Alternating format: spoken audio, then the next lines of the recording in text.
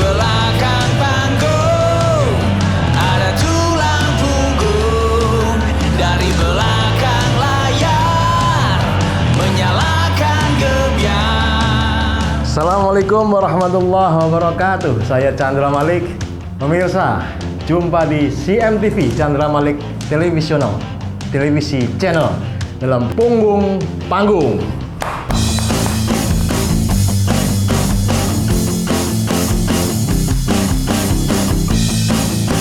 Selalu ada orang-orang di belakang panggung dan orang-orang itulah tulang punggung dari panggung itu sendiri. Nah, pada kesempatan kali ini akan kita hadirkan seseorang yang sudah menjalani cukup lama pengalaman dalam menghadirkan pertunjukan-pertunjukan berkelas di Indonesia. Ardi Gumilar.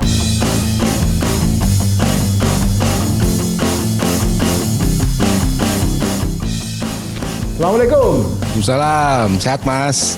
Sehat, alhamdulillah. Alhamdulillah. Gimana kabarnya, Kang Ardi? Sehat, alhamdulillah. Sibuk apa sekarang?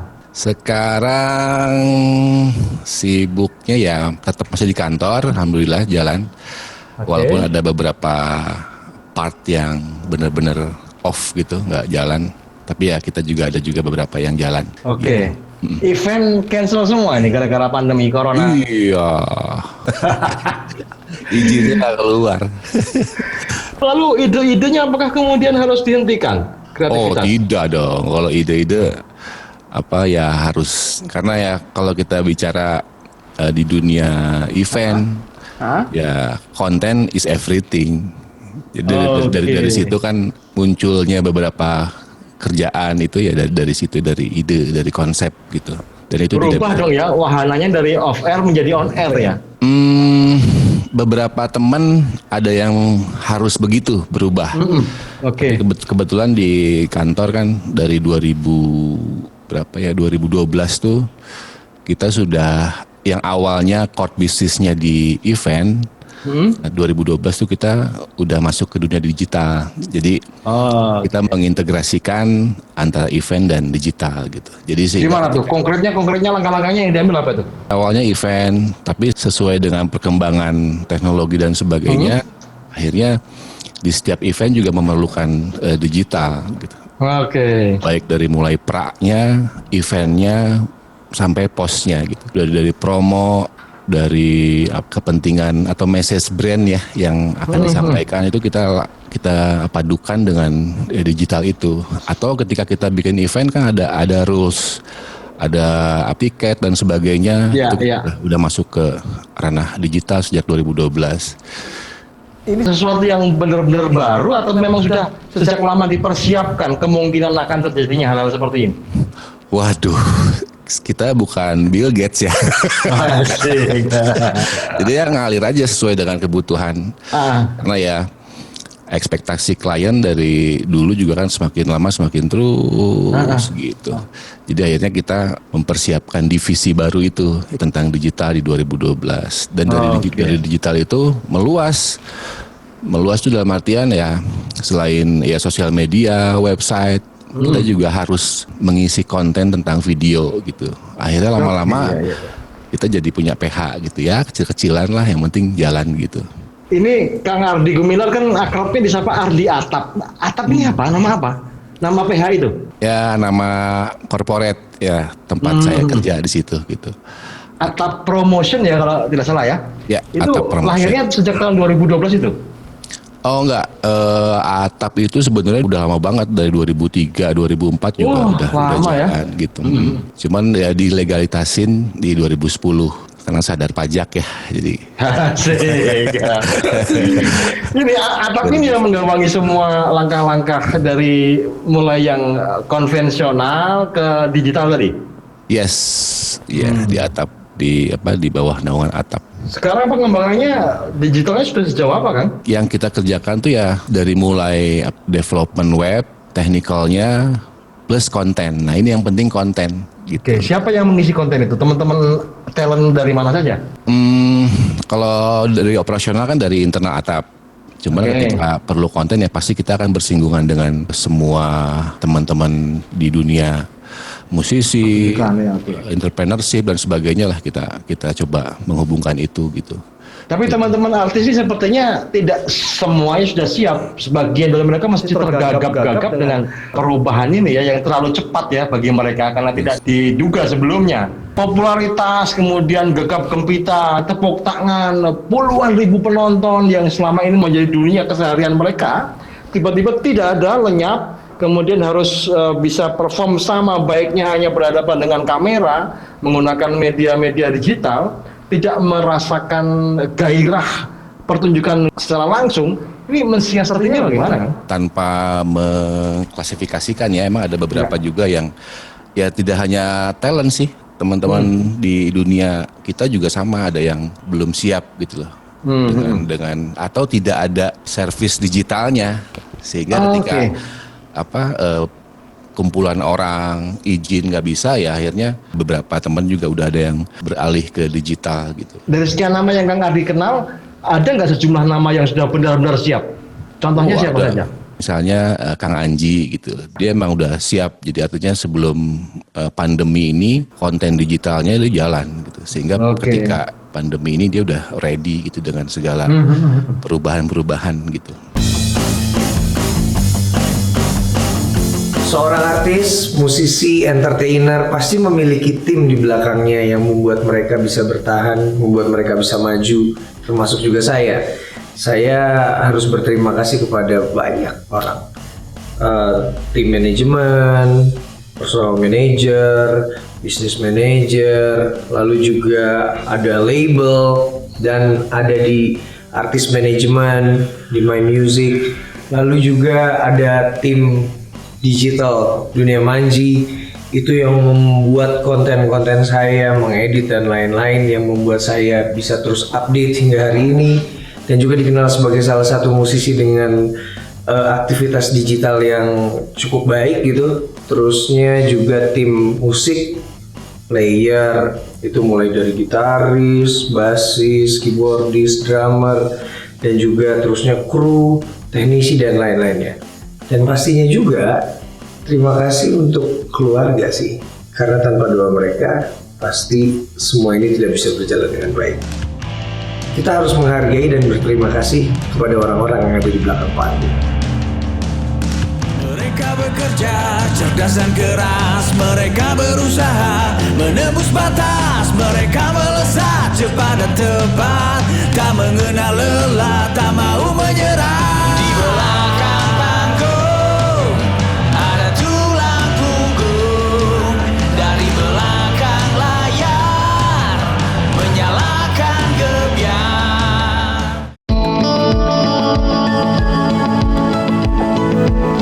Jarum coklat saat tepat, saat melepas gundah hati. Hanya dibuai rasa tak senang mengenai hati puas. Jarum, jarum coklat. Saat santai larut dalam malam,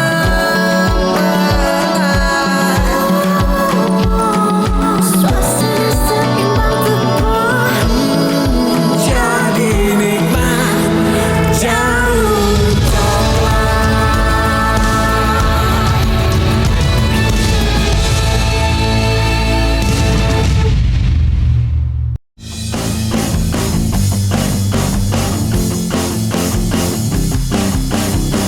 Teman-teman ketika kita gagap-gagap ini harus cepat adaptasi, cepat belajar. Tetap ada jedanya dong ketika mereka tidak lagi ada job. Kemudian konser ditiadakan dalam jangka waktu yang cukup panjang. Tapi saya yakin bahwa teman-teman talent ini punya hubungan pertemanan yang kuat dengan event organizer, tidak hanya soal bicara soal pertunjukan. Terus komunikasinya seperti apa untuk saling menunjang satu sama lain? Kalau di kita selalu mencoba menghadirkan konsep-konsep baru ya, yang kita tawarin ke klien gitu. Dan ketika itu ACC, baru kita bisa bekerja sama lagi dengan beberapa talent gitu. Karena tanpa itu ya susah juga. paling juga bisa dikerjakan ya do it yourself aja seperti konten-konten yang biasa gitu tanpa ada sponsor mereka jalan gitu. Seberapa akrab sih antara Atap Promotion ini dengan teman-teman talent, teman-teman artis di luar panggung? Ya. Seperti apa?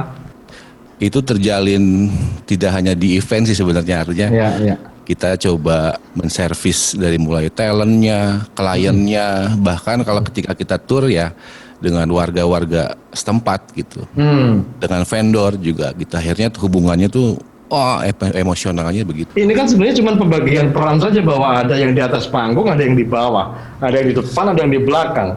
Tapi seringkali orang-orang yang di belakang panggung inilah yang menjadi punggung dari pertunjukan itu.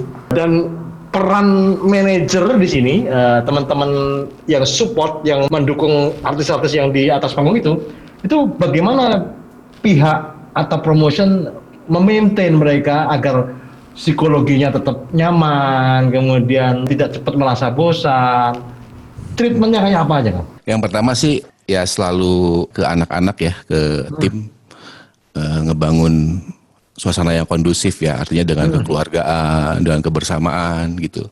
Diteruskan kepada semua pihak yang terlibat. Akhirnya tidak hanya ngobrolin kerjaan, curhat lah apa, bahkan akhirnya ketika tur ya main bareng gitu, main kartu lah, begadang lah gitu. Bukan hubungan yang kaku ya, Yes, tetap profesional tapi tidak kaku, tidak kemudian hanya bersifat komersil dan sesuatu yang materialistis, tidak ya, hubungannya kekeluargaan ya. Yes, itu yang harus kita bangun karena ya ketika itu klop, kerjanya juga enak gitu loh.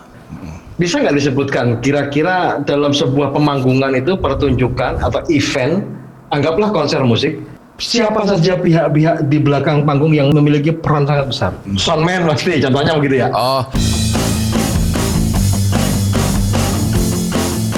Assalamualaikum warahmatullahi wabarakatuh. Makasih Mas Chandra udah diundang ke punggung panggung ini. Menarik, sebuah konsep yang menarik ya, bahwa punggung panggung ini adalah omongan kita atau obrolan kita mengenai orang-orang behind the scene, orang-orang di belakang kita yang menjadikan kita sampai dalam keadaan sekarang gitu, kedudukan sekarang, mendapatkan kepopularitasan sekarang gitu. Mungkin kalau saya cerita dari awal sampai sekarang itu bakal panjang banget. Cuman mungkin saya sebut beberapa aja yang paling menonjol, yang udah pasti ya keluarga ya, udah pasti itu istri saya Dewi Gita, anak saya Naja Dewi Maulana yang sekarang udah gede, yang support banget udah pasti. Keluarga besar saya, keluarga besar Dewi yang ada di Bandung. Ya keluarga besar saya salah satu yang dekat banget dengan saya untuk terus nge-support adalah Teh Ria ya. Karena Teh Ria kan memang dunia juga hampir sama dengan saya. Dia dulu wartawan dan sekarang dia punya sebuah IO kewartawanan gitu, atau jadi IO yang bisa ngadain jumpa pers dan sebagainya. Dia yang betul-betul nge-support saya, yang berhubungan langsung itu support saya. Terus juga kalau misalnya kita balik flashback ke Gigi zaman dulu ya, Dani Pete sebagai manajer Gigi selama 20 tahun. Manajer sebelumnya sih ada Rio ya, Rio Sulaiman, tapi Rio sih lebih ke bersifat bukan manajer sih, lebih ke bersifat asistennya Baron aja dulu. Pada saat Gigi pertama tuh memang manajerialnya kan dipegang sama Baron. Nah, Rio itu asistennya gitu. Nah, pada saat Baron tahun kedua, Baron ngomong bahwa kita membutuhkan manajer. Nah, baru masuklah Dani Pete. Itu temannya Bujana dari Surabaya, temenan Bujana di Surabaya zaman dulu. Akhirnya dia menjadi manajer Gigi selama 20 tahun. Tumbuh kembang bareng dia, naik turun bareng dia gitu. Beberapa banyak ide-ide yang muncul dari dia yang barengan dengan Gigi, yang akhirnya jadi sebuah acara yang besar. Ngabuburit, Mas Chandra sendiri juga bareng sama kita dulu di acara Ngabuburit itu. Terus ya di belakang itu ada Mas Luki, ada Pak Seno, Pak Sony, terus juga wah banyak banget ya. Apa lagi ya? ya saya sebutin yang ininya aja ya, yang apa namanya, yang pentolan-pentolannya aja. Nah terus kan di zaman itu kru ganti pasang, ganti apa namanya, masuk ganti gitu kan. Ada Aji, ada RB, ada Denny, ada dari yang zaman dulu ada Jaya, ada Ade, Fajar, terus juga Iis, waduh, banyak banget sih. Lumayan soalnya 26 tahun.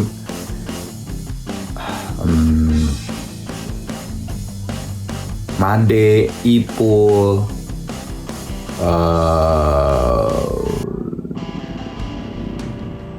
nah terus masuklah era pemain-pemain dulu ya, Onat, Opet, Budi, Baron, dulu kan Baron pemain gigi. Nah terus era Hendy lah, udah sampai detik ini kan Hendy. Nah era Hendy masuk lagi tuh kru-kru baru, ada Muning, ada almarhum Puput, terus ada waduh banyak banget ya. Bujana itu RB, baik lagi RB ke Bujana. Dulu ada Revi, saya itu Iis yang paling lama. Terus sekarang ganti jadi ke Ari Sodong, terus Ari Akbar Nur Septian masuk lah.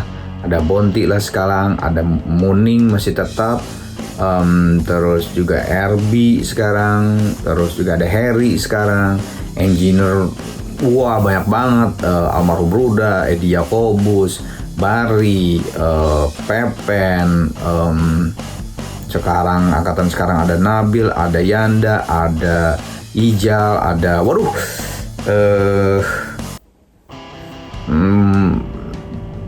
banyak banget ya. Manajer Baron sekarang di kantor sekarang ada Nafsi, ada Mutia, ada siapa lagi ya,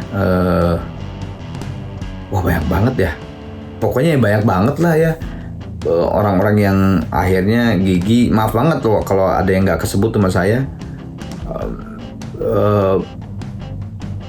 Ya terima kasih banget, karena tanpa mereka kita tidak akan mungkin juga sampai kayak sekarang. Karena pada saat kita bertempur, pada saat kita di stage, atau pada saat kita di TV, atau pada saat kita apapun itu, ya mereka lah yang di belakang kita yang mengatur, yang memberikan dukungan, memberikan support. Memang orang melihat bahwa Gigi yang di panggung gitu ya, yang ada di panggung. Tapi kan tetap aja tanpa mereka kita tuh lumpuh juga gitu. Terus kan saya juga sekarang punya Arana Project. Arana Project itu beda lagi tuh, main bandnya ada Putra, ada Yangjay, ada Prama, ada Lodeng. Kadang-kadang dulu dibantu sama Bima. Terus ada kadang-kadang dibantu sama Ade Aferi, kadang-kadang dibantu sama Yofi Silensi. Karena gue kan project solo, jadi cabutan playernya gitu. Terus ada Engkong atau Rudy ya sebagai manajer di Arana Project tuh. Teman-teman Trinity sebagai label yang sangat membantu banget. Jadi ya banyak banget sih.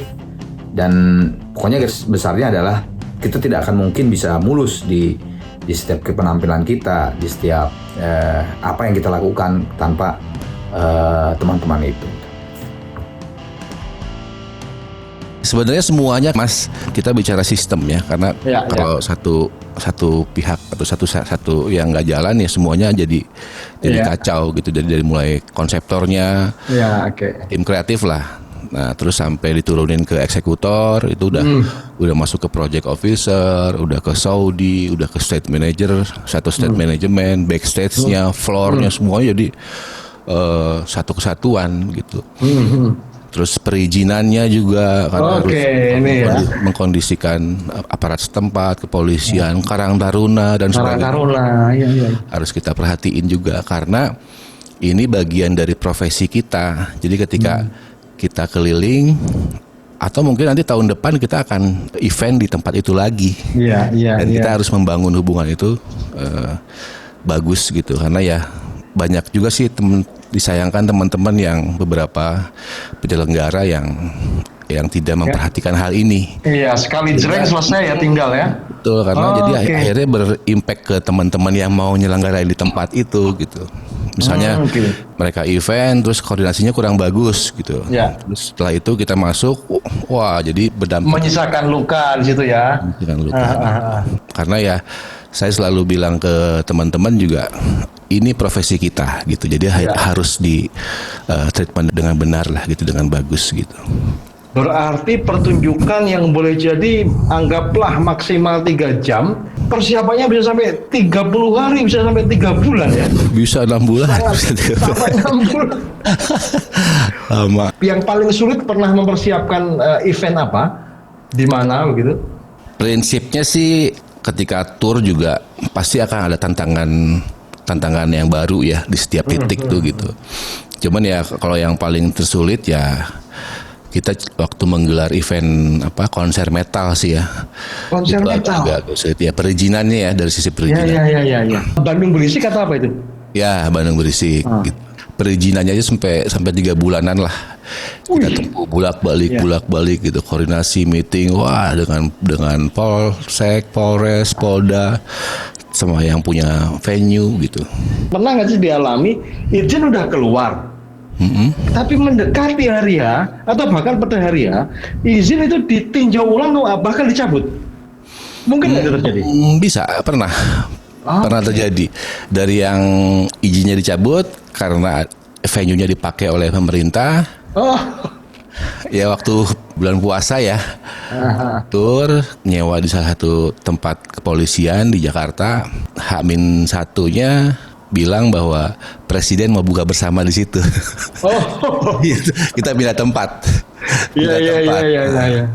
Terus ada juga yang izin udah beres semua lah sampai malam karena ada kegiatan keagamaan malam harinya, jadi kita dipaksa untuk sebelum maghrib beres gitu. Ada yang segera mengakhiri. Oke.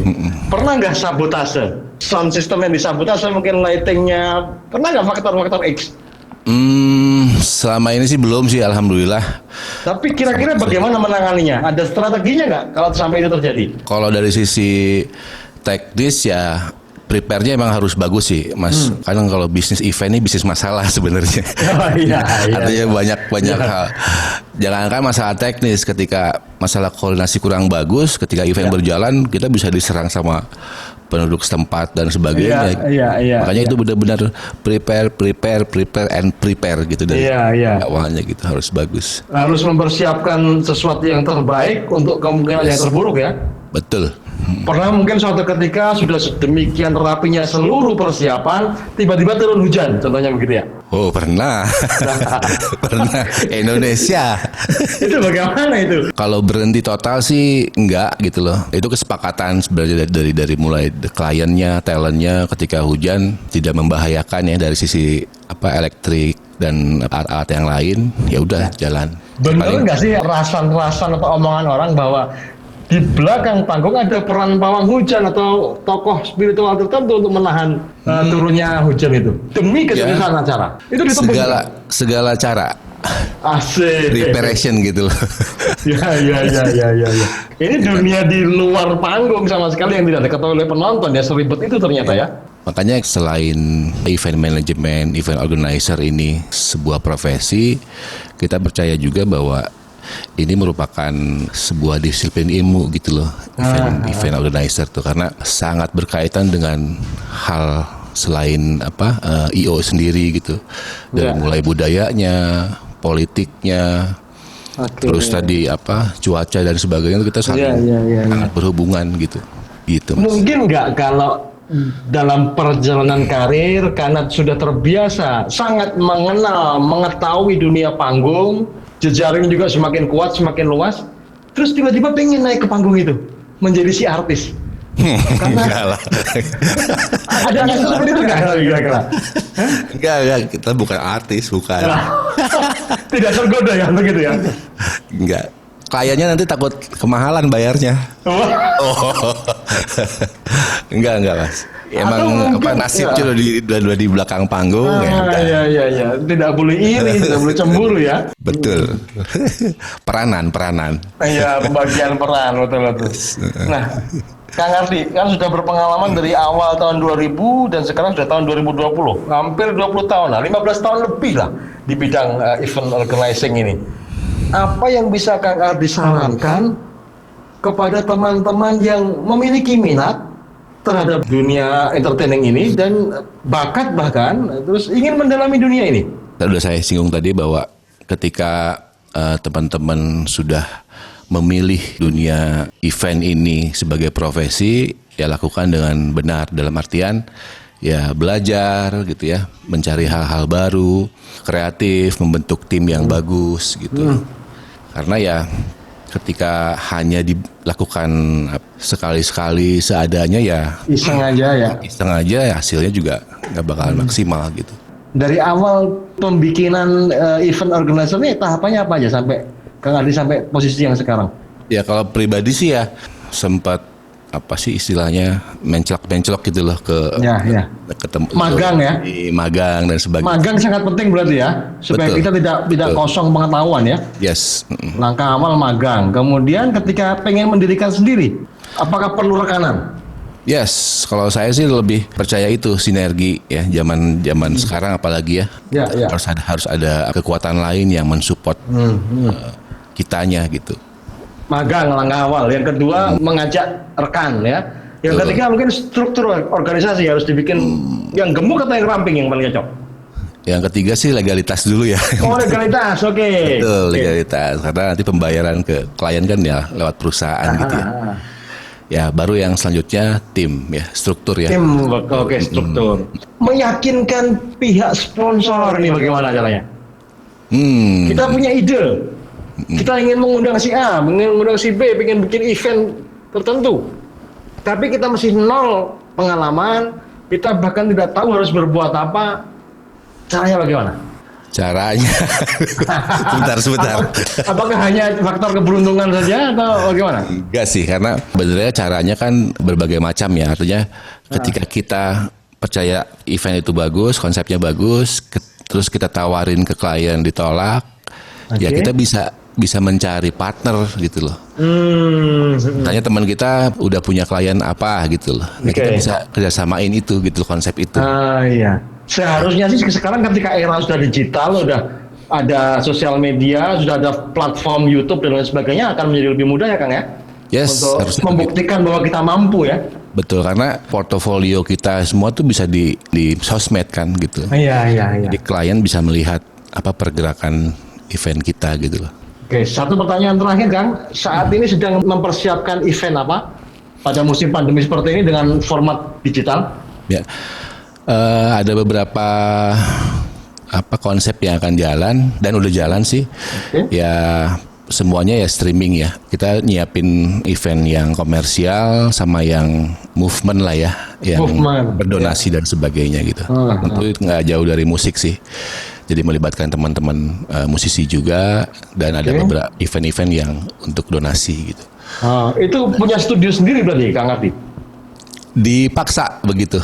Mau nggak mau ya? Mau nggak mau. Akhirnya kita bikin studio sendiri gitu buat konten-konten, buat acara-acara kita gitu. Jadi mandiri lah gitu. Terima kasih atas hadirnya Kang Ardi. Kita akan jumpa lagi pekan depan dalam program yang banyak sekali ilmu bisa kita timba. Punggung, panggung, CMTV. Assalamualaikum warahmatullahi wabarakatuh.